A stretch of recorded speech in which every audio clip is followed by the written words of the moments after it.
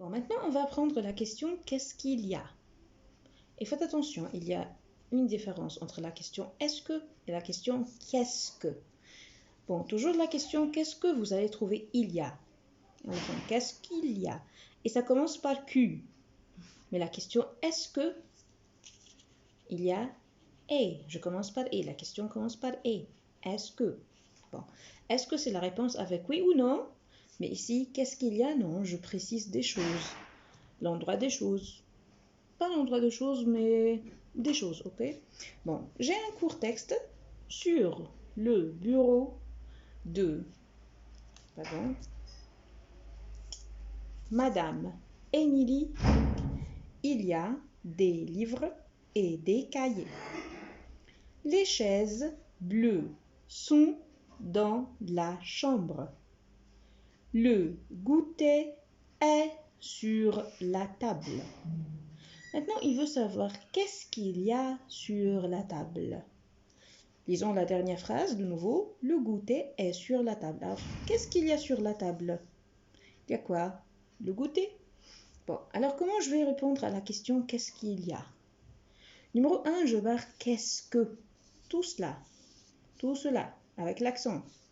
Et le point d'interrogation. Alors, il me reste il y a sur la table. Alors, je vais entourer il y a. Et tout ce qui vient après il y a, je le mets au début de la phrase. Je fais des ciseaux. Alors, je vais commencer la phrase par sur la table. Et puis, je mets virgule. Et ensuite, j'écris il y a. Sur la table, il y a.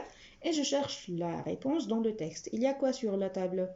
Le goûter. Alors, je vais écrire le goûter et je termine la phrase par un point.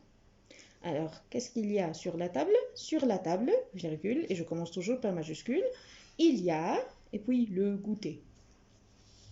Bon, deuxième question.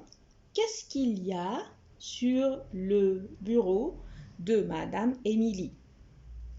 Bon, de nouveau, qu'est-ce que je vais faire? Je barre qu'est-ce que, je m'arrête ici. Qu'est-ce que? Je barre le point d'interrogation, j'entoure il y a, et puis je fais des ciseaux. Alors, tout ce qui vient après il y a, vient au début, et puis il y a. Alors, je commence par majuscule toujours, puis j'écris sur le bureau de Madame Émilie, virgule, il y a, et puis je cherche la réponse dans le texte. Qu'est-ce qu'il y a sur le bureau de Madame Émilie? Voyons, sur le bureau de Madame Émilie, il y a quoi? Des livres et des cahiers. Alors, je vais écrire les deux. D'accord? Vous devez écrire tout ce qu'il y a, tout ce qui est sur le bureau de Madame Émilie. Alors, il a dit ici deux choses. Des livres et des cahiers. Alors, je dois écrire les deux. Il y a des livres et des cahiers. Point. Question 3. Troisième question. Qu'est-ce qu'il y a dans la chambre? Les mêmes étapes.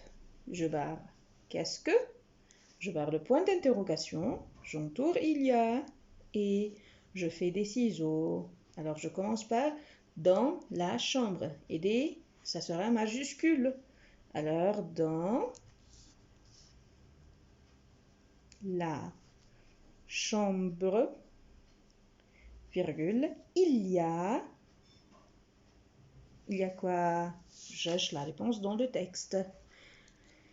On a dit sur le bureau de Madame Émilie, il y a des livres et des cahiers. Puis, les chaises bleues sont dans la chambre. Alors, qu'est-ce qu'il y a dans la chambre? Les chaises bleues.